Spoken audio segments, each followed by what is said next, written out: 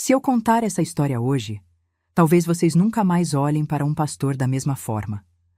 Talvez vocês sintam o mesmo nojo que eu senti quando descobri que o homem que eu chamava de pai, que subia no púlpito todo domingo pregando sobre pureza e santidade, era na verdade um predador que usava a palavra de Deus para destruir famílias inteiras. Meu nome é Clotilde, mas podem me chamar de Tia Clô, como todo mundo aqui da cidade me conhece. Tenho 72 anos e nasci aqui mesmo em São Bernardo do Campo, em 1951. Durante 42 anos da minha vida, eu vivi uma mentira. Uma mentira tão suja e podre que até hoje, depois de mais de 30 anos, ainda me dá asco pensar no que descobri sobre o homem que me criou. Antes de começar minha história, queria pedir para vocês deixarem nos comentários de onde estão me assistindo, porque sei que minha voz está chegando longe, em cada cantinho desse Brasil imenso, e isso aquece o coração desta senhora. Se vocês puderem deixar aquele joinha e se inscrever no canal, ajuda muito essa velhinha aqui a continuar compartilhando essas memórias que guardei no peito por tanto tempo. E preparem o coração, meus queridos, porque o que vou contar hoje vai mexer com vocês tanto quanto mexeu comigo. Era 1993, um ano que parecia comum como qualquer outro, mas que se transformou no divisor de águas da minha vida. Eu tinha 42 anos na época, casada com Osvaldo há 22 anos, mãe de 4 filhos e filha do pastor mais respeitado da cidade. Pastor Jesuíno Silva, meu pai, era daqueles homens imponentes, de 1,83 m de altura, cabelos sempre bem penteados, terno impecável, voz grave que ecoava pela igreja e fazia as pessoas chorarem de emoção quando pregava. Ele comandava a Igreja Pentecostal Nova Jerusalém há mais de 25 anos, e nossa família era vista como exemplo na comunidade evangélica de São Bernardo. Cresci vendo meu pai ser procurado por famílias em crise, por mulheres que precisavam de conselhos espirituais, por gente desesperada que via nele um canal direto com Deus. Nossa casa sempre teve movimento, sempre teve gente entrando e saindo para conversas particulares com papai. Era normal ver mulheres chorando na nossa sala, desabafando suas angústias com ele. Mamãe, Dona Palmira, sempre preparava um cafezinho e ficava na cozinha, respeitosa, deixando o marido fazer o trabalho pastoral. Eu cresci admirando aquilo, achando lindo ver meu pai consolando as ovelhas do rebanho. A igreja ficava na Rua das Palmeiras, uma construção simples mas acolhedora, com capacidade para umas 200 pessoas. Todo domingo ela ficava lotada. Meu pai pregava com uma paixão que contagiava, falava sobre família, sobre a santidade do casamento, sobre como as mulheres deveriam se portar como filhas de Deus.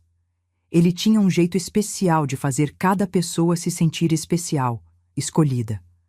Lembro dele dizendo sempre: Deus me deu um dom especial para aconselhar os corações feridos, principalmente os corações femininos, que são mais sensíveis à palavra do Senhor. Em casa, papai era autoritário, mas carinhoso do jeito dele. Nunca bateu em nenhum de nós filhos, nunca gritou com mamãe na nossa frente. Era um homem educado, que lia a Bíblia todos os dias em voz alta para a família, que nos ensinava versículos decorados. Minha mãe o venerava como se ele fosse um santo. Seu pai é um homem de Deus, ela sempre dizia. Nós somos abençoadas por ter um marido e pai tão piedoso. E eu acreditava piamente nisso. Quando me casei com Osvaldo em 1971, foi meu pai quem celebrou a cerimônia. Ele chorou na hora de me entregar ao noivo, fez uma oração lindíssima pedindo a bênção de Deus sobre nossa união. Osvaldo sempre respeitou muito meu pai, dizia que tinha sorte de ter um sogro pastor. Nossos filhos cresceram, tendo o avô como um exemplo de homem temente a Deus. Ele batizou os 4 nas águas, deu nome a cada um, sempre presente na nossa vida familiar. Mas tinha coisas que, olhando agora com a sabedoria dos anos, deveriam ter me chamado a atenção. Papai sempre teve um escritório nos fundos da igreja, separado do salão principal, onde atendia as pessoas para aconselhamentos. Ele dizia que ali era o lugar sagrado onde Deus falava através dele para curar os corações feridos. Ninguém podia entrar lá durante os atendimentos, nem mesmo mamãe. Era um lugar reservado, sagrado, onde ele exercia seu ministério pastoral com mais intimidade, como ele mesmo definia. Lembro que, mesmo criança, eu achava estranho alguns atendimentos durarem horas. Às vezes, chegava da escola e via o mesmo carro parado na frente da igreja desde a manhã. Quando perguntava para a mamãe, ela dizia: "Seu pai está curando uma alma muito ferida, filha. Algumas dores precisam de mais tempo para sarar." E eu aceitava aquela explicação sem questionar. Afinal, quem era eu para duvidar do ministério sagrado do meu pai? Também me chamava a atenção o fato de que a maioria das pessoas que procuravam aconselhamento pastoral eram mulheres. Mulheres de todas as idades, casadas, solteiras, viúvas. Papai sempre dizia que isso era normal porque as mulheres eram mais sensíveis espiritualmente, mais abertas para receber a palavra de Deus. Os homens são orgulhosos demais para admitir que precisam de ajuda espiritual, ele costumava explicar. Já as mulheres têm o coração mais terno para receber a cura divina. Havia uma em especial que me intrigava. Dona Dalva, uma senhora de uns 45 anos, casada com o senhor Alceu, que trabalhava na metalúrgica. Ela vinha pelo menos 2 vezes por semana para conversas com papai. Sempre muito arrumada, com os cabelos penteados no salão, perfume forte que dava para sentir de longe. Falava baixo, sempre com os olhos vermelhos como se tivesse chorado muito. Mamãe dizia que ela tinha problemas sérios no casamento, que o marido bebia e a maltratava, por isso precisava tanto do apoio espiritual do papai. O que me deixava confusa era que, apesar de todos esses problemas que Dona Dalva supostamente tinha, ela sempre parecia feliz quando saía do escritório do papai. Sorridente, animada, como se tivesse recebido a melhor notícia do mundo. Às vezes, eu a via arrumando o cabelo no retrovisor do carro, passando batom, como se estivesse se preparando para algum evento especial. Mas eu pensava que era só o efeito da palavra de Deus na vida dela, a alegria de ter recebido uma orientação espiritual poderosa. Outra coisa que hoje vejo como sinal de alerta eram as viagens que meu pai fazia. Ele sempre teve o costume de viajar para congressos, encontros pastorais, seminários de capacitação ministerial. Pelo menos uma vez por mês, ele saía para algum evento religioso em cidades vizinhas ou até em outros estados. Sempre voltava com novos conhecimentos, novos métodos de aconselhamento, novas técnicas para ministrar libertação nas vidas das irmãs em Cristo, como ele dizia. Mamãe ficava orgulhosa dessas viagens. Dizia que papai estava sempre se aprimorando para servir melhor ao rebanho. Seu pai é um pastor dedicado, ela repetia. Nunca para de estudar, de buscar novas formas de ajudar as pessoas. E realmente, quando ele voltava dessas viagens, parecia renovado, cheio de energia nova, com ideias diferentes para os cultos e aconselhamentos. Mas o que eu não sabia, e só fui descobrir anos depois, é que algumas dessas viagens não eram exatamente para eventos religiosos. Algumas eram para lugares bem diferentes, com propósitos que nada tinham a ver com a obra de Deus. Mas isso eu só fui descobrir muito tempo depois, quando meu mundo desabou completamente. Na época, eu vivia minha vida normal de esposa e mãe, trabalhando como costureira em casa para ajudar na renda familiar, cuidando dos meus filhos, participando ativamente da igreja onde papai pregava. Eu era uma das líderes do grupo de senhoras, organizava os almoços comunitários, visitava os enfermos junto com outras irmãs da congregação. Era uma vida simples, mas gratificante, cercada pela família e pela fé que havia herdado do meu pai. Osvaldo trabalhava como mecânico numa oficina aqui perto de casa. Era um homem trabalhador, honesto, que chegava em casa cansado, mas sempre com um sorriso para mim e para as crianças. Nunca tivemos muito dinheiro, mas nunca faltou o essencial. E tínhamos algo que eu julgava mais valioso que qualquer riqueza material. Uma família estruturada na fé, com um patriarca respeitado por toda a comunidade. Meus filhos eram minha alegria. Antônio, o mais velho, tinha 21 anos em 1993 e já trabalhava como ajudante na mesma oficina do pai. Era um rapaz sério, responsável, namorava uma menina da igreja há 3 anos. Benedita, minha única filha, estava com 19 anos, linda como uma rosa, ajudava em casa e sonhava em ser professora. Os 2 mais novos, Geraldo e Francisco, tinham 16 e 14 anos respectivamente, estudavam e ajudavam o avô nos trabalhos da igreja nos finais de semana. Nossa rotina familiar girava muito em torno da igreja. Cultos aos domingos de manhã e à noite, reunião de oração às quartas-feiras, encontro das senhoras às quintas-feiras, evangelização aos sábados. Era uma vida intensa na fé, onde tudo se conectava com os ensinamentos bíblicos que papai nos transmitia. Ele sempre dizia que nossa família tinha uma responsabilidade especial, que precisávamos ser exemplo para toda a congregação, e eu levava essa responsabilidade muito a sério. Cuidava para que meus filhos fossem sempre bem comportados na igreja, vestidos adequadamente, participativos nos cultos. Osvaldo, apesar de não ser tão fervoroso quanto eu gostaria, respeitava e apoiava nossa vida religiosa. Ele dizia que via como a fé nos fortalecia, como a igreja era importante para manter nossa família unida. Mas acontece que nem tudo que reluz é ouro, meus queridos. Nem toda pessoa que fala bonito sobre Deus tem realmente o coração limpo diante do Criador. Às vezes o lobo se veste de cordeiro tão bem que engana até quem está mais perto, até quem deveria conhecê-lo melhor. E foi exatamente isso que aconteceu comigo. Durante 42 anos da minha vida, eu vivi ao lado de um homem que eu não conhecia de verdade. Em janeiro de 1993, começaram a acontecer coisas estranhas que, na época, eu não conseguia entender. A primeira foi com Dona Hermínia, uma senhora viúva de 38 anos que frequentava nossa igreja há mais de 10 anos. Ela tinha 2 filhos pequenos e sempre foi muito participativa, muito dedicada aos trabalhos da congregação. De repente, ela simplesmente desapareceu. Parou de ir aos cultos, não aparecia mais nas reuniões, como se tivesse sumido do mapa. Quando perguntei para papai o que havia acontecido com Dona Hermínia, ele disse que ela havia se mudado para outra cidade, que arranjara um trabalho melhor lá e decidira recomeçar a vida. Disse que havia conversado com ela e dado sua bênção para a mudança. Às vezes, Deus abre novas portas na vida das pessoas, ele explicou. E nosso papel como pastores é apoiar essas decisões quando elas vêm do coração. Mas o estranho era que ninguém na vizinhança sabia dessa mudança.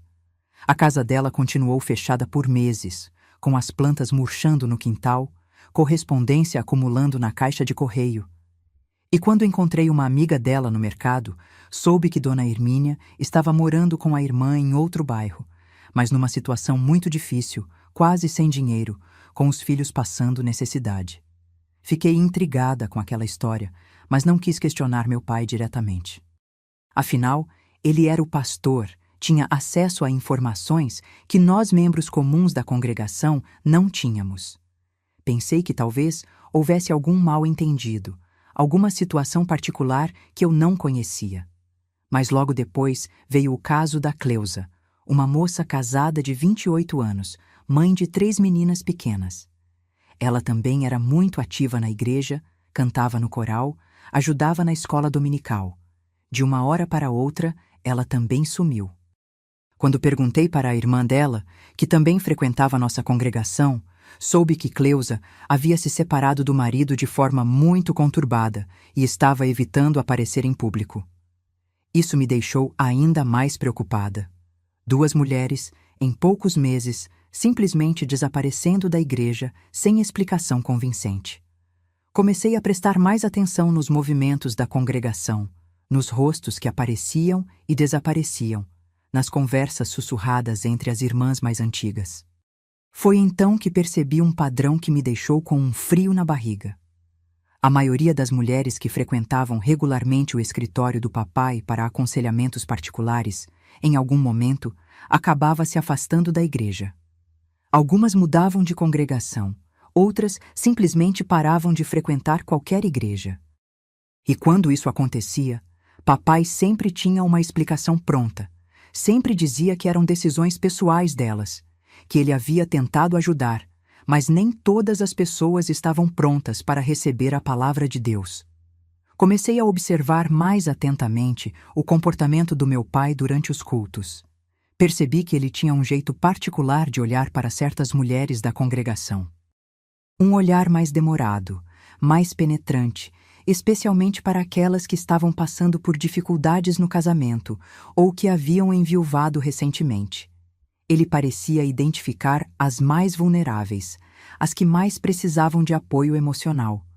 Durante os sermões, ele falava muito sobre submissão feminina, sobre como as mulheres deveriam confiar cegamente na orientação pastoral, sobre como a desobediência aos conselhos do pastor era uma forma de rebeldia contra Deus. Isso sempre fez parte da doutrina da nossa igreja, mas em 1993 eu comecei a notar que esses temas apareciam com mais frequência, com mais intensidade. Lembro de um culto específico em março daquele ano, onde papai pregou um sermão sobre a importância da confidencialidade na vida cristã. Ele disse que os aconselhamentos pastorais eram sagrados, que o que acontecia no escritório dele deveria ficar entre o pastor e a ovelha, que compartilhar detalhes com outras pessoas era uma forma de quebrar a confiança divina. Na época, achei aquilo normal, até bonito. Hoje vejo como uma forma de garantir que suas vítimas mantivessem silêncio sobre o que acontecia naquela sala. Mas a gota d'água, o momento que realmente me fez começar a desconfiar de verdade, aconteceu em abril de 1993. Era uma quinta-feira à noite. Eu havia ficado na igreja depois da reunião das senhoras para ajudar a limpar e organizar tudo para o culto de domingo. Todo mundo já havia ido embora, ou pelo menos era o que eu pensava.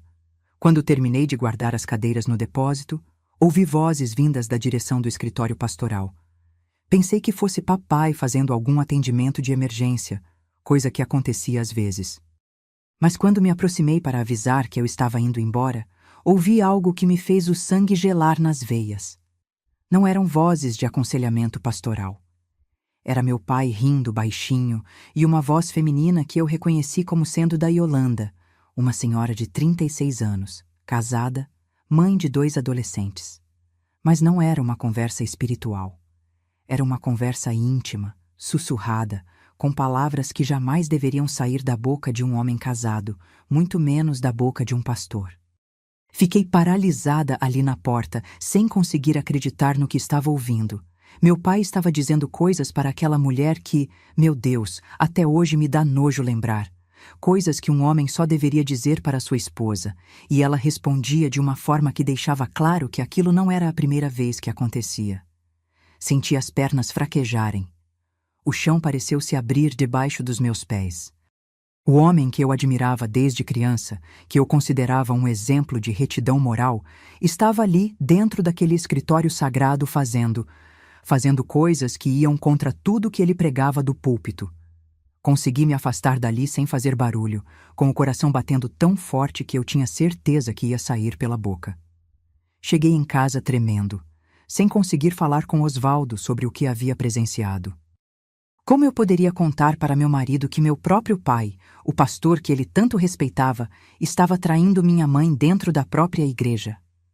Passei a noite inteira acordada, rezando, pedindo para Deus me mostrar que eu havia entendido errado, que havia alguma explicação para aquilo que presenciei. Mas no fundo do meu coração, eu sabia que não tinha entendido errado. Eu sabia que havia descoberto algo terrível, algo que ia destruir nossa família se eu contasse para alguém. Na manhã seguinte, observei meu pai no café da manhã. Ele estava normal, tranquilo, lendo a Bíblia como fazia todas as manhãs, conversando com mamãe sobre os planos para o culto de domingo. Parecia o mesmo homem de sempre, o homem santo que nossa família venerava. Mas eu não conseguia mais olhar para ele da mesma forma. Era como se tivesse caído uma venda dos meus olhos. Durante os dias seguintes, comecei a prestar atenção em detalhes que antes passavam despercebidos. Notei que papai sempre tomava banho e trocava de roupa depois dos atendimentos no escritório. Percebi que ele sempre mastigava chicletes de menta quando chegava em casa nesses dias. Vi que ele havia começado a usar uma água de colônia mais forte, mais marcante. E o pior de tudo, comecei a perceber que Dona Yolanda não era a única. Havia um padrão, Um sistema quase, de mulheres que frequentavam regularmente o escritório pastoral. Sempre mulheres vulneráveis, com problemas conjugais ou familiares, sempre necessitadas de apoio emocional e espiritual. E meu pai, aproveitando-se dessa vulnerabilidade, estava fazendo coisas imperdoáveis. Tentei conversar com mamãe, sutilmente, sem revelar o que havia descoberto. Perguntei se ela não achava estranho tantos atendimentos particulares, tantas mulheres procurando papai para aconselhamentos. Mas ela apenas sorriu e disse que isso era sinal de que Deus estava usando meu pai poderosamente no ministério pastoral. Seu pai tem um dom especial para curar corações feridos, ela disse. Por isso as pessoas confiam tanto nele. Confiam tanto nele. Essas palavras ecoaram na minha cabeça por dias. Aquelas mulheres realmente confiavam no meu pai. Viam nele um homem de Deus, alguém que poderia ajudá-las nos momentos mais difíceis de suas vidas. E ele estava se aproveitando dessa confiança da forma mais suja e desprezível possível. Durante o mês de maio, continuei observando, tentando entender a dimensão do que estava acontecendo. E quanto mais eu observava, mais nojenta ficava a situação. Meu pai não estava apenas traindo minha mãe. Ele estava usando seu cargo de pastor, sua autoridade espiritual, para manipular mulheres vulneráveis. Foi quando me lembrei de todas aquelas que haviam desaparecido da igreja nos últimos anos. Dona Hermínia, Cleusa e tantas outras que eu nem havia conectado antes. Quantas mulheres meu pai havia usado e depois descartado? Quantas famílias ele havia destruído com seu comportamento predatório? A gota d'água final veio no início de junho. Eu estava na casa da minha comadre Alzira quando ela me contou, em segredo, que a filha dela, Margarida, de apenas 22 anos, havia procurado papai para aconselhamento matrimonial. Ela estava com problemas no casamento, o marido estava desempregado e eles brigavam muito por questões financeiras. Margarida era uma menina que eu havia visto crescer, praticamente uma filha para mim. Linda, delicada, com aquela inocência que só as meninas criadas na igreja têm. Saber que ela estava procurando meu pai para aconselhamento me deixou desesperada. Eu sabia o que poderia acontecer com ela. Naquela noite, tomei uma decisão que mudaria tudo. Decidi que precisava descobrir a verdade completa, precisava ter provas do que meu pai estava fazendo. Não podia mais ficar apenas observando e suspeitando. Precisava agir para proteger aquelas mulheres, para proteger Margarida. Comecei a planejar como poderia flagrar meu pai em flagrante. Sabia que não seria fácil, que ele era cuidadoso, que escolhia horários e situações específicas para seus encontros. Mas eu precisava de evidências concretas, algo que não pudesse ser negado ou distorcido. Foi aí que me lembrei de algo que havia visto no escritório dele algumas vezes. Uma câmera pequena que ele dizia usar para gravar estudos bíblicos e sermões.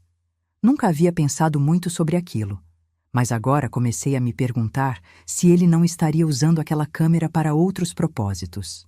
A ideia de que meu pai pudesse estar gravando seus encontros com aquelas mulheres me deixou fisicamente enjoada, mas eu precisava saber a verdade, por mais horrível que ela fosse.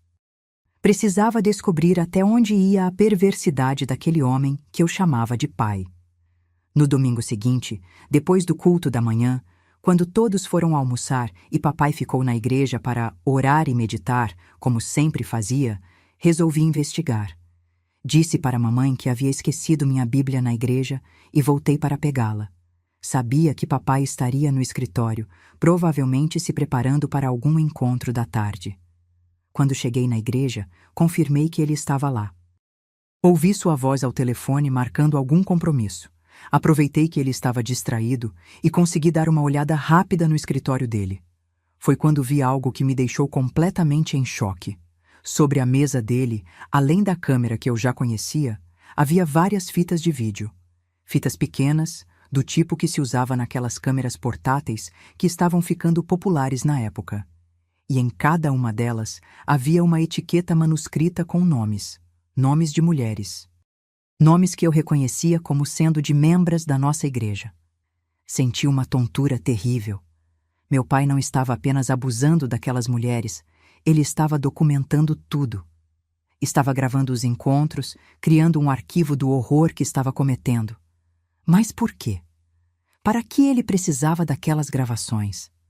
Não tive tempo de investigar mais porque ouvi o telefone desligar e os passos do papai se aproximando. Consegui sair dali sem ser vista, mas carreguei comigo a certeza absoluta de que a situação era muito pior do que eu imaginava. Meu pai não era apenas um adúltero, ele era um predador sistemático. Durante as semanas seguintes, fiquei observando mais atentamente o comportamento das mulheres que frequentavam nossa igreja, e comecei a notar sinais que antes não percebia. Algumas pareciam nervosas na presença dele, outras evitavam o olhar direto. Havia um clima de tensão sutil que eu nunca havia percebido antes. Mas o que mais me chamou a atenção foi o comportamento da Dalva, aquela senhora que já vinha procurando papai há anos para aconselhamentos.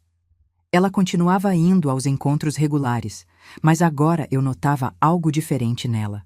Uma submissão excessiva, um medo disfarçado, como se estivesse sendo obrigada a continuar indo àqueles encontros.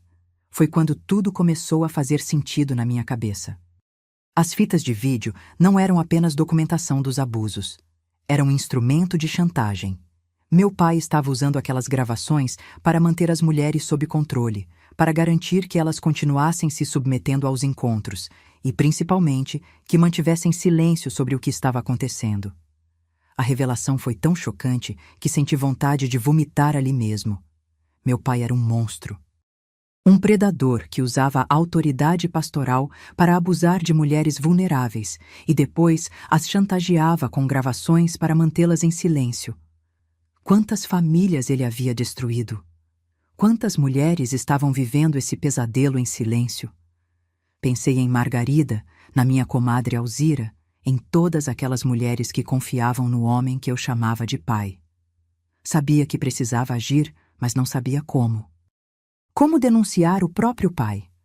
Como destruir a família que eu amava para salvar outras famílias que estavam sendo destruídas por ele? Durante noites seguidas, fiquei acordada pensando no que fazer. Oscilava entre a vontade de confrontá-lo diretamente e o medo das consequências. Se eu o acusasse sem provas concretas, ele negaria tudo e ainda poderia se voltar contra mim. Precisava ser mais esperta, mais cuidadosa. Foi quando me lembrei de Cleusa, aquela moça que havia desaparecido da igreja depois de se separar conturbadamente do marido. Decidi procurá-la, conversar com ela, tentar descobrir se minhas suspeitas estavam corretas. Consegui o endereço dela através de uma prima e fui até sua casa numa tarde de quinta-feira. Quando Cleusa me viu na porta, ficou visivelmente assustada. Tentou me dispensar rapidamente, disse que não podia me receber, que estava muito ocupada. Mas eu insisti, disse que precisava conversar com ela sobre algo muito importante. Finalmente ela me deixou entrar, mas estava visivelmente nervosa. A conversa que tivemos naquela tarde mudou completamente minha perspectiva sobre a situação. Cleusa, depois de muito hesitar, me contou sua história. Como havia procurado meu pai para aconselhamento quando seu casamento estava em crise. Como ele havia se aproveitado de sua vulnerabilidade para seduzi-la. Como havia gravado tudo e depois usado as gravações para chantageá-la. Ela me contou que não foi apenas uma vez, que durante meses ela foi obrigada a se encontrar com ele, sempre sob a ameaça de que as gravações seriam mostradas para o marido, para a família, para toda a igreja. Que só conseguiu se livrar daquele pesadelo quando decidiu se separar do marido e se afastar completamente da igreja. Seu pai destruiu minha vida, ela disse entre lágrimas. Destruiu meu casamento, destruiu minha fé, destruiu minha dignidade. E eu nunca pude contar para ninguém porque sei que ele tem aquelas gravações. Sei que se eu abrir a boca, ele vai usar aquilo para me acabar de vez. Ouvi aquele relato com o coração partido. Aquela mulher havia sido vítima do meu próprio pai, e eu não havia percebido nada. Pior ainda, quantas outras estavam passando pela mesma situação naquele exato momento? Perguntei para Cleusa se ela sabia de outras vítimas. Ela hesitou bastante antes de responder, mas finalmente me disse que sabia de pelo menos 5 ou 6 mulheres que haviam passado pela mesma situação. Algumas haviam conseguido se afastar, como ela. Outras ainda estavam presas naquele pesadelo. Dona Dalva é uma delas, Cleusa me revelou. Ele tem material dela há anos, por isso ela nunca consegue se livrar. Já tentou parar de ir nos encontros várias vezes, mas ele sempre a ameaça e ela volta. Aquela informação me partiu o coração. Dona Dalva, que eu sempre vi como uma mulher forte, estava na verdade sendo vítima de chantagem há anos, vivendo um pesadelo silencioso, presa na teia de perversidade do meu próprio pai. Saí da casa de Cleusa com uma certeza absoluta. Eu precisava agir. Não podia mais ficar apenas observando enquanto meu pai continuava destruindo a vida daquelas mulheres. Mas também sabia que precisava ser muito cuidadosa. Um movimento errado poderia colocar todas as vítimas em risco ainda maior. Durante os dias seguintes, comecei a formular um plano. Primeiro, precisava conseguir acesso àquelas fitas de vídeo. Eram a prova concreta que eu necessitava para expor meu pai. Segundo, precisava encontrar uma forma de ajudar as vítimas sem colocá-las em perigo ainda maior. E terceiro, precisava proteger minha própria família do escândalo que estava prestes a explodir. O primeiro passo foi conseguir acesso ao escritório pastoral sem levantar suspeitas. Sabia que papai guardava as fitas em algum lugar seguro, provavelmente trancadas em algum armário ou gaveta. Precisava encontrar uma oportunidade de investigar o escritório com calma, sem pressa, sem risco de ser descoberta. A oportunidade surgiu no final de junho, quando papai viajou para um congresso em Ribeirão Preto. Era uma viagem de 3 dias, de quinta a sábado. Mamãe ficou em casa, mas eu sabia que ela tinha o costume de ir visitar a irmã dela nas sextas-feiras à tarde e só voltar no final do dia. Seria minha chance. Na sexta-feira pela manhã, esperei mamãe sair e fui até a igreja. Tinha uma chave reserva que papai me havia dado anos atrás para casos de emergência. Meu coração estava disparado quando abri a porta do escritório pastoral. Era como se estivesse invadindo um lugar sagrado, mas ao mesmo tempo sabia que não havia mais nada de sagrado naquele ambiente. Comecei a procurar sistematicamente por todo o escritório. Gavetas, armários, estantes, tudo estava muito organizado, como sempre foi característico do meu pai. Livros de teologia, papéis da administração da igreja, documentos pessoais, mas nada de fitas de vídeo. Foi quando me lembrei do cofre pequeno que ficava atrás da estante de livros. Papai sempre disse que ali guardava os dízimos e ofertas da igreja antes de levar ao banco, mas talvez fosse algo mais. O problema era que o cofre tinha senha, e eu não fazia ideia de qual poderia ser. Tentei algumas combinações óbvias: data de nascimento da mamãe, data de casamento, data da fundação da igreja. Nada funcionou. Estava quase desistindo quando me lembrei da data que papai sempre dizia ser a mais importante da vida dele. O dia em que foi chamado para o ministério pastoral. Era 15 de março de 1965. Digitei 1565 e o cofre se abriu. O que vi lá dentro me deixou com tanto nojo que tive que segurar para não vomitar ali mesmo. Havia dezenas de fitas de vídeo, todas etiquetadas com nomes de mulheres e datas. Algumas eram de anos atrás, outras mais recentes. Era um arquivo sistemático de horror, documentando anos de abuso e chantagem. Peguei algumas fitas aleatoriamente e levei para casa. Osvaldo estava no trabalho e as crianças na escola, então tive a casa vazia para assistir aquelas gravações. Coloquei a primeira fita no videocassete com as mãos tremendo. Não estava preparada para o que ia ver. As imagens eram de uma crueldade que até hoje me deixa nauseada. Meu pai, o homem que eu admirava, fazendo coisas horríveis com mulheres da nossa própria congregação. Mulheres que confiavam nele, que o viam como um homem de Deus. E ele se aproveitando dessa confiança da forma mais suja possível. Mas o que mais me chocou foi perceber que muitas das mulheres nas gravações claramente não queriam estar ali. Algumas choravam, outras pareciam estar em estado de choque. Outras claramente tentavam resistir, mas foram coagidas. Não eram encontros consensuais, era estupro. Meu pai era um estuprador em série. Assisti a 3 fitas e não consegui mais. Era demais para qualquer ser humano suportar. Mas já tinha visto o suficiente para entender a dimensão do horror. Meu pai havia transformado o escritório pastoral numa sala de tortura, onde usava sua autoridade religiosa para abusar sistematicamente de mulheres vulneráveis. O mais revoltante de tudo era que ele parecia ter prazer em documentar os abusos. Em algumas gravações, ele falava diretamente para a câmera, como se estivesse narrando o que estava fazendo.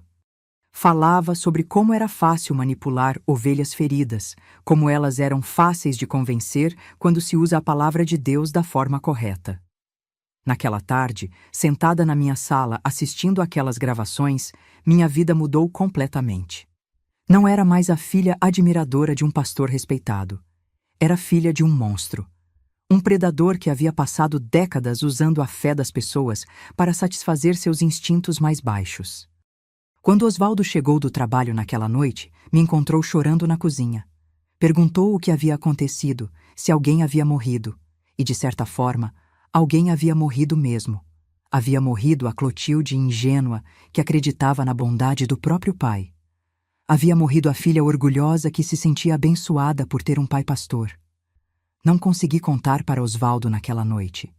Não conseguia nem formar as palavras para descrever o que havia descoberto. Disse apenas que estava passando por um momento difícil, que precisava de tempo para processar algumas coisas. Ele respeitou meu silêncio, mas ficou preocupado com meu estado.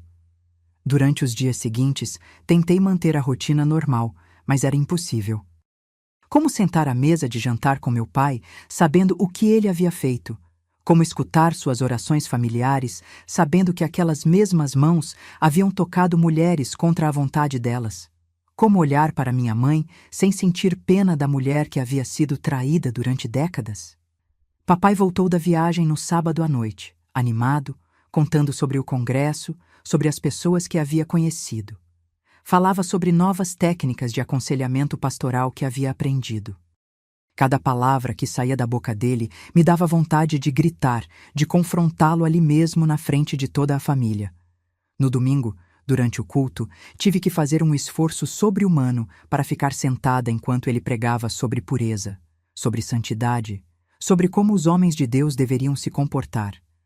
A hipocrisia era tão grande que chegava a ser física, tangível. Como aquelas pessoas na congregação não percebiam que estavam ouvindo sermões de um lobo vestido de pastor? Olhei para as mulheres na igreja durante o culto e me perguntei quantas delas eram vítimas do meu pai. Dona Dalva estava lá, como sempre. Mas agora eu via nela não mais uma fiel dedicada, mas uma mulher presa numa teia de chantagem e abuso. Quantas outras estavam na mesma situação? Depois do culto, enquanto a família almoçava, papai comentou que precisaria fazer alguns atendimentos particulares durante a semana. Falou sobre mulheres que estavam precisando de orientação espiritual especial, sobre como era importante dar atenção personalizada para ovelhas em situação de maior vulnerabilidade. Cada palavra dele soava como uma ameaça para mim. Sabia que ele estava planejando novos abusos, que mais mulheres seriam vítimas da sua perversidade. E eu estava ali, sentada na mesa da família, fingindo que não sabia de nada, enquanto ele continuava seus planos diabólicos. Naquela semana, resolvi procurar Dona Dalva. Precisava conversar com ela, tentar ajudá-la de alguma forma. Sabia onde ela morava e fui até sua casa numa quarta-feira à tarde, quando sabia que o marido estaria no trabalho. Quando ela me viu na porta, ficou visivelmente nervosa, como se soubesse que eu havia descoberto algo. A conversa foi difícil. Ela tentou negar tudo inicialmente, disse que não sabia do que eu estava falando. Mas quando mencionei que havia falado com Cleusa, que sabia sobre as gravações, ela desabou em lágrimas. Era como se uma represa tivesse se rompido. Dona Dalva me contou que era vítima do meu pai há mais de 5 anos. Que tudo começou quando ela procurou aconselhamento porque o marido estava bebendo muito e se tornando violento. Papai havia se aproveitado da situação dela para iniciar os abusos e depois usou as gravações para mantê-la sob controle. Eu já tentei parar várias vezes, ela me disse entre soluços. Mas ele sempre me ameaça. Diz que vai mostrar as gravações para meu marido, para meus filhos, para toda a igreja.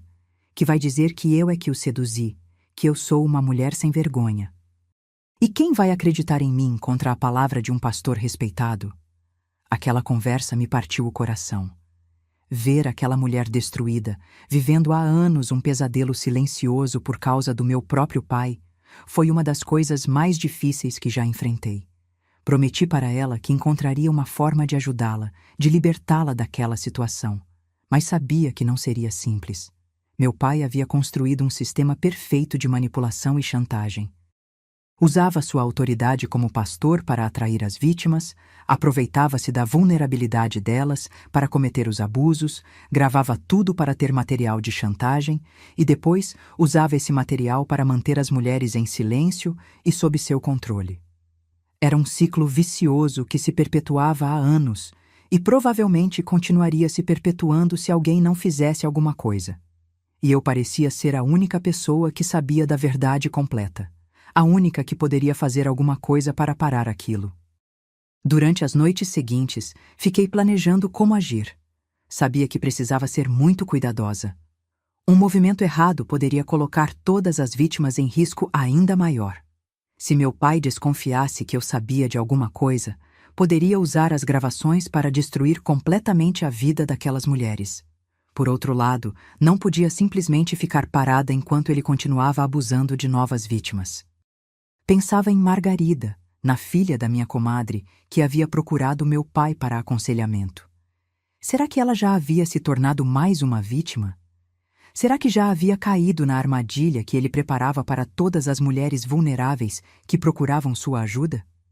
Foi quando tomei a decisão mais difícil da minha vida. Resolvi que ia confrontar meu pai diretamente. Não podia mais viver com aquele peso na consciência, não podia mais fingir que não sabia de nada. Precisava dar uma chance para ele parar por conta própria antes de tomar medidas mais drásticas.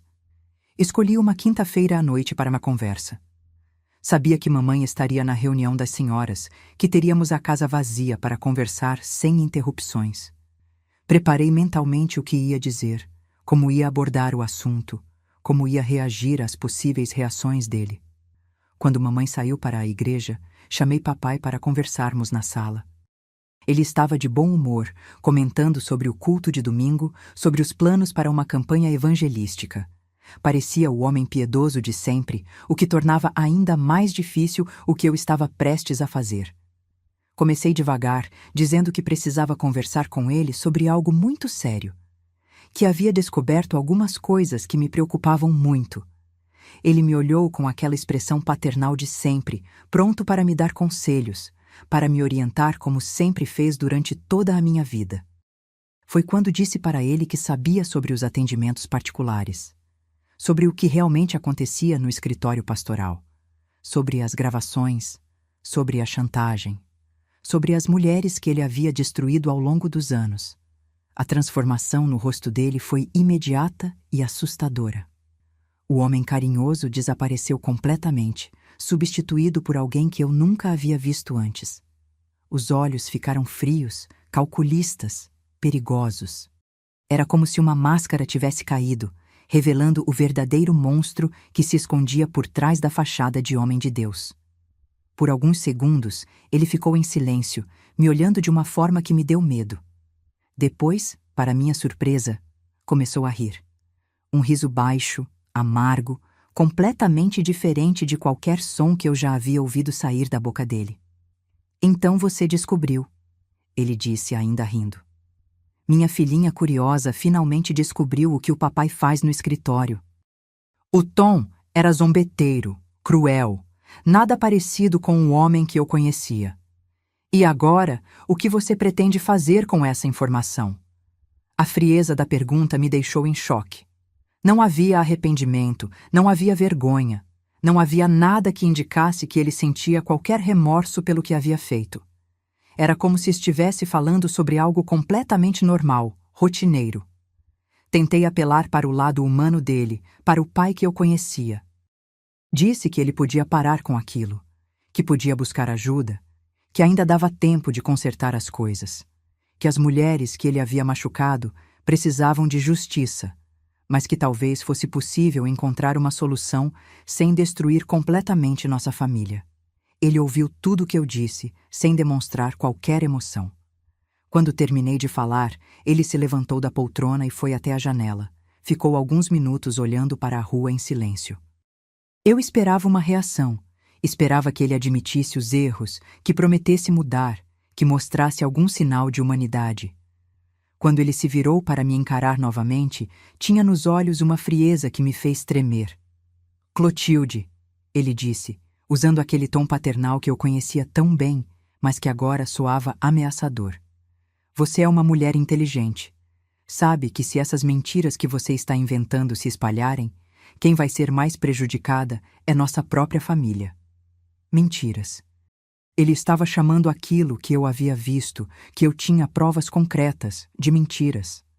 A negação era tão absoluta que por um momento me fez questionar minha própria sanidade. Será que eu havia interpretado errado o que vi nas fitas? Será que havia alguma explicação que eu não estava conseguindo enxergar? Mas então me lembrei do desespero no rosto de Cleusa, das lágrimas de Dona Dalva, de todas as mulheres que haviam desaparecido da igreja ao longo dos anos. Não eram mentiras. Era tudo verdade, por mais horrível que fosse.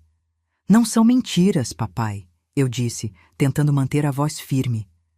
Eu vi as gravações. Conversei com algumas das suas vítimas. Sei o que você tem feito durante todos esses anos. Ele me olhou por alguns segundos com uma expressão indescritível. Depois, para minha surpresa, sorriu. Um sorriso frio, calculista, que me deu arrepios. Vítimas, ele repetiu, como se a palavra fosse engraçada. É assim que você chama mulheres adultas que procuraram voluntariamente meu escritório? Mulheres que receberam o que estavam procurando, que foram consoladas na sua hora de necessidade? A forma como ele distorcia a realidade me deixou horrorizada. Ele realmente acreditava que havia feito algo bom, que havia ajudado aquelas mulheres. Ou então era tão sociopata que conseguia justificar qualquer coisa para si mesmo.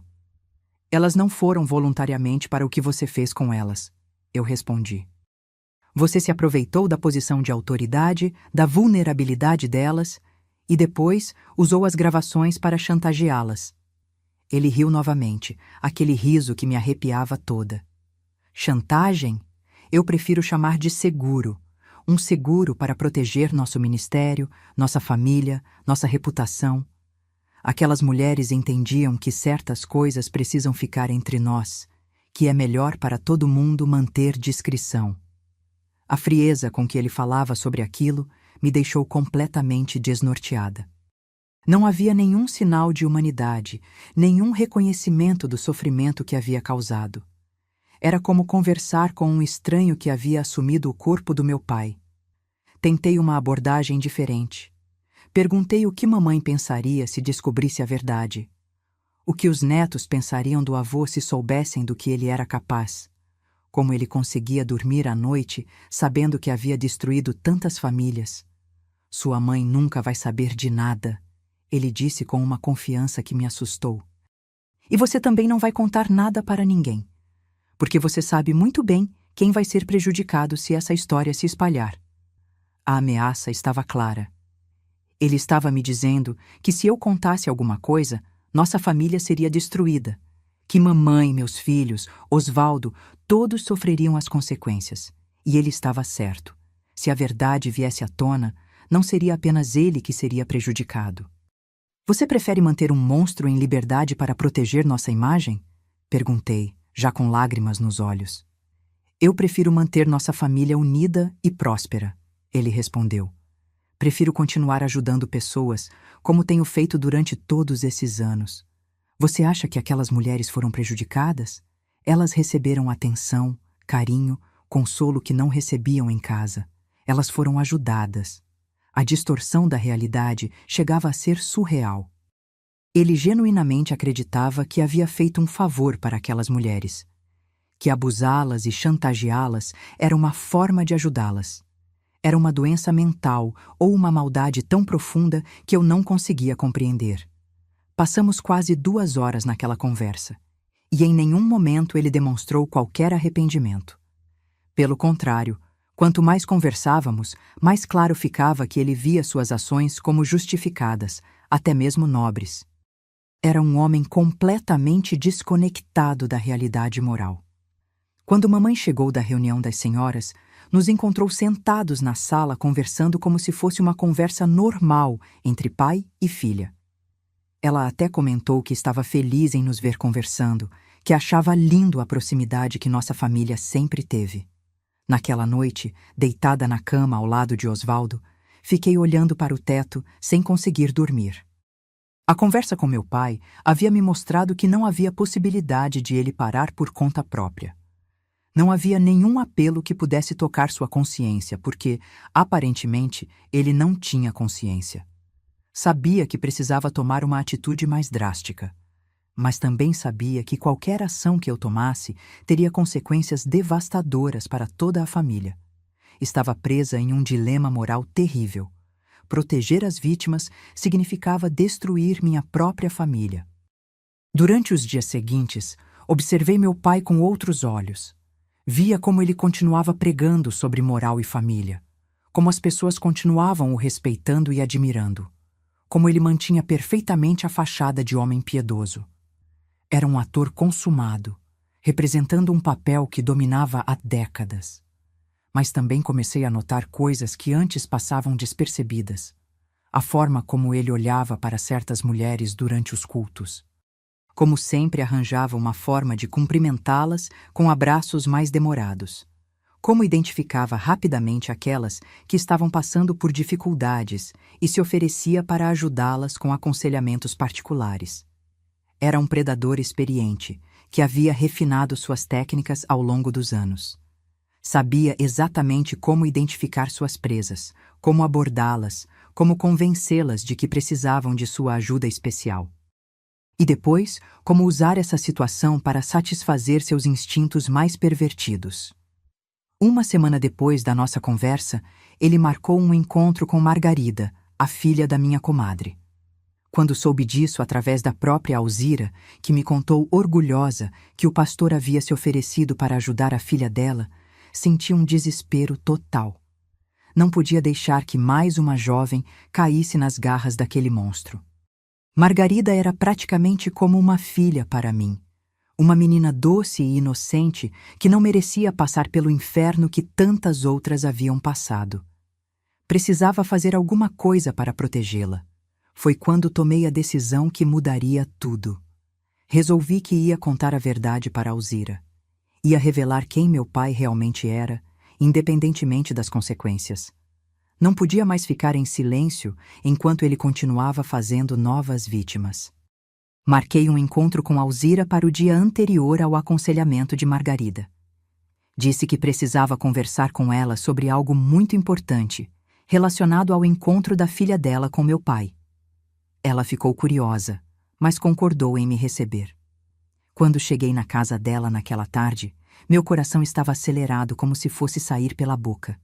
Sabia que o que eu estava prestes a fazer não tinha volta. Uma vez que eu contasse a verdade, tudo mudaria para sempre. Minha família nunca mais seria a mesma.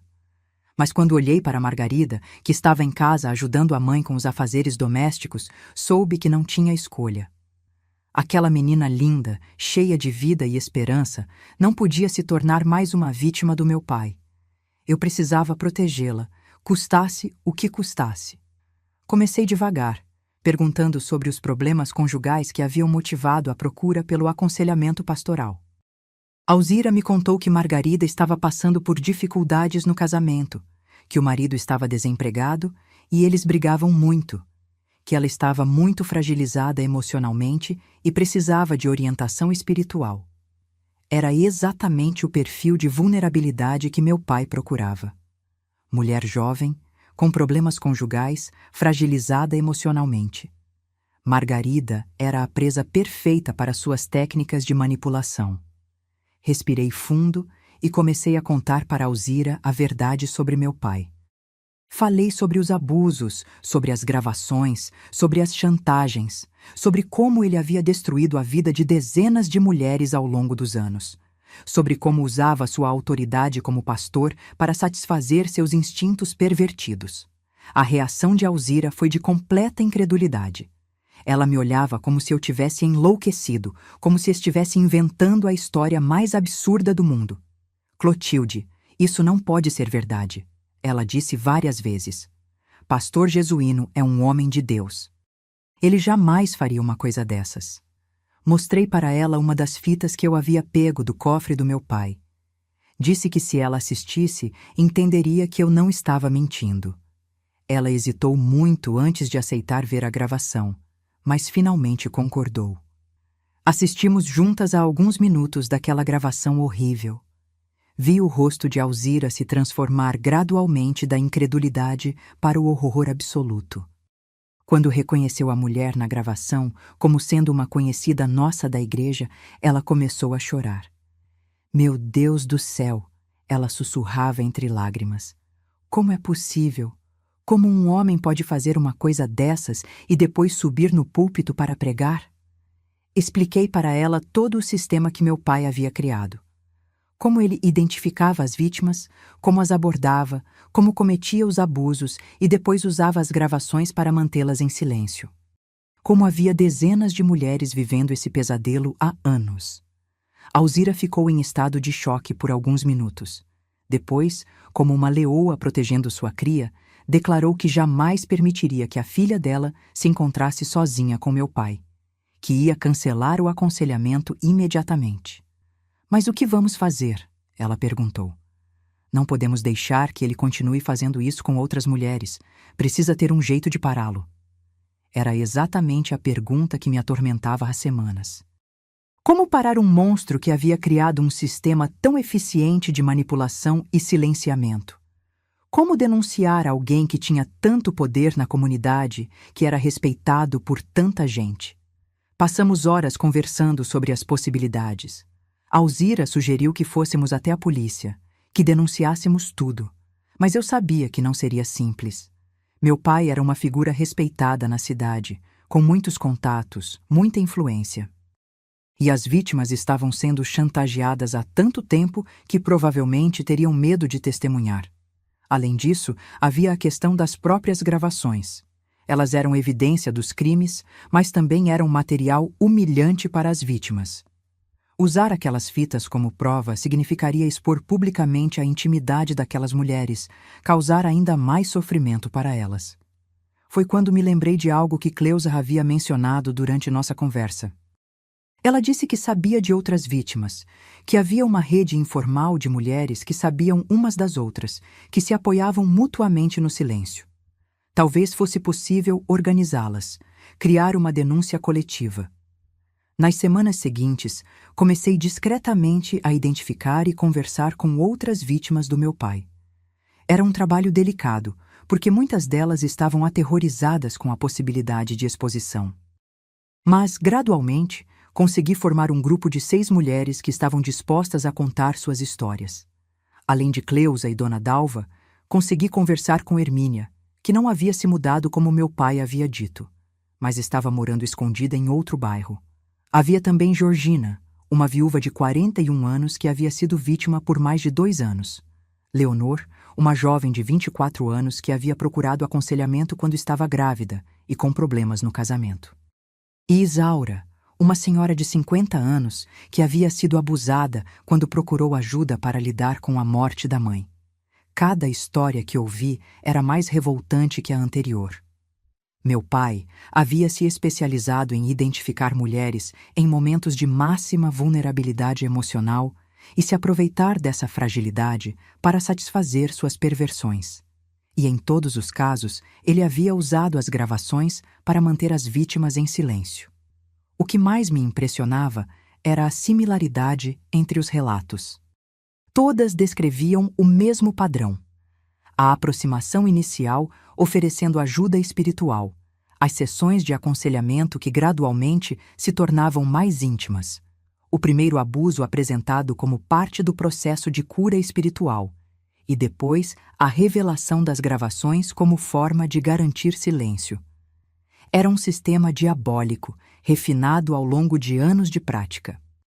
Meu pai havia se tornado um especialista em manipulação psicológica, usando elementos da fé cristã para justificar atos completamente anticristãos. Falava sobre submissão, sobre confiança no líder espiritual, sobre como Deus operava de formas misteriosas. Com o grupo de vítimas organizado, começamos a planejar como fazer a denúncia. Sabíamos que não seria fácil enfrentar um homem tão respeitado na comunidade, mas também sabíamos que não podíamos mais ficar em silêncio. Havia outras mulheres sendo abusadas naquele exato momento. Havia futuras vítimas que precisavam ser protegidas. Decidimos que a melhor estratégia seria fazer uma denúncia coordenada, com todas as vítimas apresentando suas versões dos fatos simultaneamente. Isso tornaria mais difícil para meu pai desacreditar os relatos, já que haveria múltiplas testemunhas com histórias consistentes. Marcamos uma data em setembro para ir até a delegacia.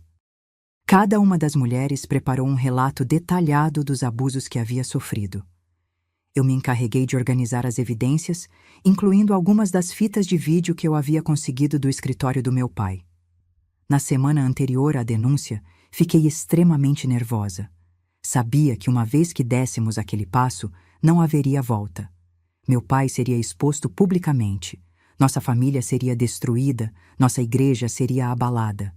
Mas também sabia que era a coisa certa a fazer. Meu pai parecia não suspeitar de nada. Continuava sua rotina normal, pregando aos domingos, fazendo seus atendimentos particulares, mantendo a fachada de homem piedoso. Algumas vezes me pegava olhando para ele durante as refeições familiares e me perguntava como havia sido tão cega por tantos anos. Na véspera da denúncia, tive uma conversa final com Osvaldo. Não podia mais esconder dele o que estava acontecendo, não podia fazer uma denúncia daquela magnitude sem que meu marido soubesse. Contei tudo para ele, desde a descoberta inicial até o plano que havíamos organizado. A reação de Osvaldo foi similar à de Alzira. Incredulidade inicial seguida de horror quando viu as evidências. Ele ficou em silêncio por muito tempo, depois que terminei de contar tudo. Finalmente disse: "Você está fazendo a coisa certa, Clotilde. Não importa o que aconteça com nossa família. Aquele homem precisa ser parado." No dia marcado, as 6 mulheres se encontraram em frente à delegacia. Todas estavam nervosas, mas determinadas. Era a primeira vez que muitas delas se viam pessoalmente, apesar de saberem umas das outras através da rede de silêncio que haviam criado. A denúncia formal durou quase o dia inteiro. Cada uma das mulheres contou sua história em detalhes, respondeu perguntas dos investigadores, forneceu todos os elementos que puderam para ajudar no caso. Foi um processo doloroso, reviver aqueles traumas na frente de estranhos, mas todas sabiam que era necessário. O delegado que nos atendeu, Sr. Benedito Silva, era um homem sério, de uns 50 anos, que ouviu cada relato com atenção. No início percebi certa desconfiança nos olhos dele, como se fosse difícil acreditar que um pastor respeitado pudesse ser capaz daquelas atrocidades. Mas conforme os depoimentos se acumulavam, conforme as histórias se conectavam formando um padrão claro, vi sua expressão mudando. Quando mostrei as fitas de vídeo que havia conseguido do escritório do meu pai, o delegado ficou visivelmente abalado. Disse que em 30 anos de carreira policial, raramente havia visto um caso tão sistemático de abuso de autoridade. Prometeu que faria uma investigação completa e sigilosa, que tomaria todas as medidas necessárias para proteger as vítimas. Saí da delegacia naquele dia com uma mistura de alívio e terror. Alívio, porque finalmente havia tomado uma atitude, porque não estava mais carregando aquele peso sozinha. Terror, porque sabia que os próximos dias seriam os mais difíceis da minha vida. Voltei para casa tentando manter a normalidade. Meu pai estava lá, jantando com mamãe e conversando sobre os planos para o culto da semana seguinte. Olhava para ele e pensava que provavelmente seria uma das últimas vezes que o veria como homem livre. Em breve, a máscara cairia definitivamente. Durante 3 dias, mantive a rotina normal enquanto aguardava alguma movimentação da polícia. Foram os 3 dias mais longos da minha vida. Cada vez que o telefone tocava, meu coração disparava. Cada vez que alguém batia na porta, pensava que podia ser a polícia vindo buscar meu pai. Na quinta-feira pela manhã, finalmente aconteceu. Eram cerca de 6 horas da manhã quando ouvi batidas fortes na porta. Osvaldo foi atender e voltou com uma expressão grave. "É a polícia", disse simplesmente. "Eles querem falar com seu pai." Acordei meu pai e contei que havia policiais na porta querendo falar com ele. Vi uma sombra de preocupação passar pelo rosto dele, mas ele manteve a compostura. Vestiu-se calmamente e foi até a sala para falar com os oficiais. O delegado Silva estava lá, acompanhado de 2 investigadores. Explicaram que haviam recebido denúncias graves contra ele e que precisavam conduzi-lo para a delegacia para prestar esclarecimentos. Meu pai protestou. Disse que devia haver algum mal-entendido, que era um homem de Deus respeitado na comunidade. Mas quando o delegado mencionou as gravações encontradas no escritório da igreja, vi o rosto do meu pai empalidecer completamente. Pela primeira vez, desde que eu havia descoberto a verdade, vi medo nos olhos dele. Medo real de que sua máscara finalmente havia caído. Mamãe estava em estado de choque total. Não conseguia entender o que estava acontecendo. Por que estavam levando o marido dela? Tentei consolá-la, mas como explicar que o homem que ela havia venerado durante décadas era, na verdade, um monstro? A notícia se espalhou pela cidade como fogo em palha seca. Em poucas horas, todo mundo sabia que o pastor jesuíno havia sido preso. As reações eram as mais diversas: incredulidade, choque, negação. Muitas pessoas simplesmente se recusavam a acreditar que um homem tão respeitado pudesse ser capaz daquelas coisas. Na igreja, o caos foi total. Os membros da diretoria se reuniram em sessão de emergência, sem saber como lidar com a situação. Alguns defendiam meu pai, dizendo que devia ser uma armação, uma perseguição religiosa. Outros começavam a conectar pontos que antes não haviam percebido, lembrando de comportamentos estranhos, de mulheres que haviam desaparecido da congregação. O pior de tudo era ver minha mãe se desintegrando emocionalmente. Durante 42 anos de casamento, ela havia construído toda a sua identidade em torno de ser a esposa de um pastor respeitado. De repente, descobrir que tudo havia sido uma mentira, que o homem que ela amava era um predador, foi devastador para ela. Palmira passou semanas sem conseguir sair de casa, sem conseguir comer adequadamente, chorando constantemente. Via nela uma mulher completamente perdida, que não sabia mais quem era depois que toda a sua realidade havia desabado. Tentei cuidar dela, apoiá-la, mas eu mesma estava destruída emocionalmente. Meus filhos reagiram de formas diferentes. Antônio, o mais velho, ficou revoltado. Dizia que queria ir até a cadeia confrontar o avô, que não conseguia entender como havia sido enganado durante toda a vida. Benedita chorava constantemente, questionando se alguma coisa na família havia sido real. Os mais novos, Geraldo e Francisco, ficaram confusos, sem entender completamente o que estava acontecendo. Osvaldo foi meu porto seguro durante aqueles dias terríveis. Ele me apoiou em todos os momentos, mesmo sabendo que a decisão de denunciar meu pai traria consequências para nossa própria família. Nunca me culpou pelo caos que havia se instalado em nossas vidas. A investigação policial avançou rapidamente. Quando invadiram o escritório da igreja com mandado de busca e apreensão, encontraram dezenas de fitas de vídeo, além de fotos, documentos e outros materiais que comprovavam os abusos sistemáticos. Era um arquivo completo de horror, documentando anos de crimes. Durante os interrogatórios, outras vítimas começaram a aparecer. Mulheres que haviam guardado o segredo durante anos, que nunca haviam contado para ninguém o que havia acontecido com elas. Com a prisão do meu pai e a divulgação do caso, elas finalmente se sentiram seguras para falar. O número final foi assustador. Ao todo, 23 mulheres foram identificadas como vítimas dos abusos do meu pai. Algumas haviam sido abusadas uma única vez, outras durante anos. A mais nova tinha apenas 19 anos na época do abuso. A mais velha tinha 58. Era um rastro de destruição que se estendia por mais de uma década. A defesa do meu pai tentou todas as estratégias possíveis. Primeiro, negação total. Disse que as acusações eram falsas, que era uma conspiração contra um homem de Deus. Depois, quando as evidências se tornaram irrefutáveis, tentaram argumentar que as mulheres eram consentintes, que não havia crime. Mas as próprias gravações desmentiam essa versão. Muitas das fitas mostravam claramente mulheres em situação de coerção, algumas chorando, outras claramente resistindo. E havia as gravações onde meu pai falava sozinho para a câmera, explicando suas técnicas de manipulação, demonstrando total consciência de que estava cometendo crimes.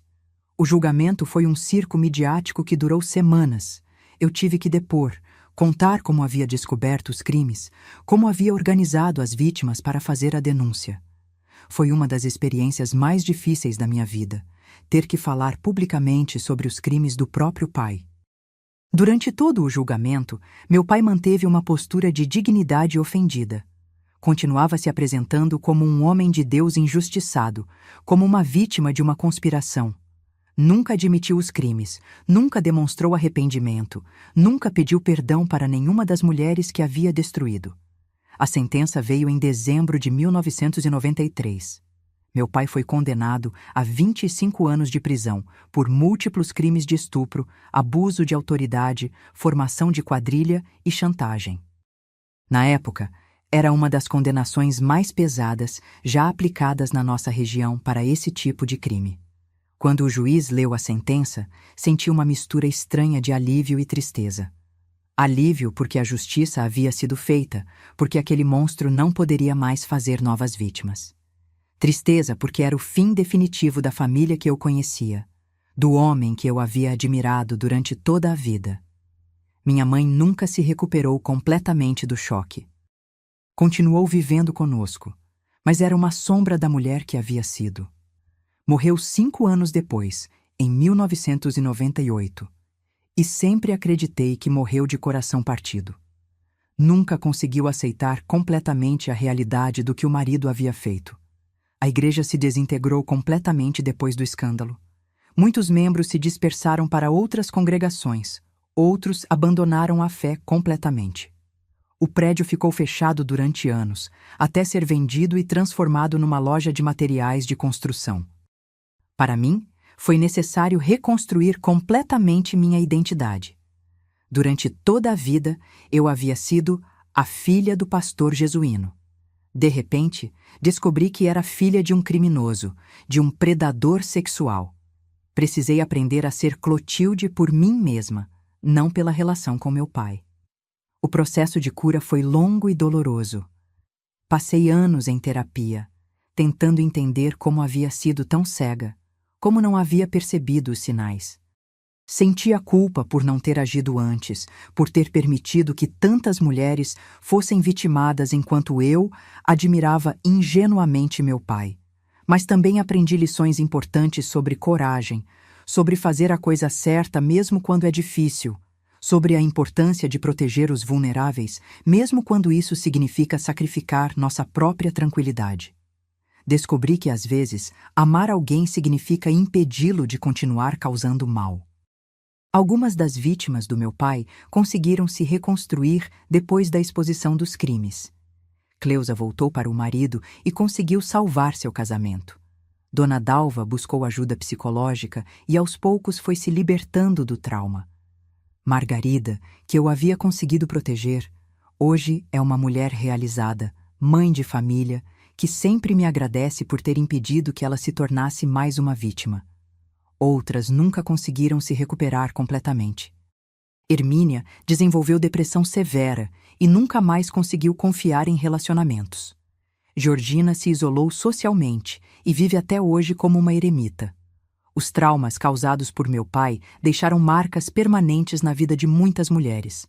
Meu pai morreu na prisão em 2003, 10 anos depois da condenação. Nunca foi visitá-lo, nunca quis ter qualquer contato com ele depois do julgamento. Quando recebi a notícia da morte, não senti tristeza nem alívio. Era como se aquele homem já tivesse morrido para mim muito antes, no momento em que descobri quem ele realmente era. Hoje, aos 72 anos, olho para trás e vejo que aquele ano de 1993 foi o divisor de águas da minha vida. Foi quando aprendi que nem sempre as pessoas são o que parecem ser, que às vezes precisamos ter coragem de enfrentar verdades terríveis, que fazer a coisa certa nem sempre é fácil, mas sempre é necessário. Conto essa história não para buscar pena ou compreensão, mas para alertar outras mulheres sobre os sinais de predadores que se escondem atrás de máscaras respeitáveis. Para mostrar que a autoridade religiosa não é garantia de moralidade, que é importante sempre questionar, sempre prestar atenção aos sinais.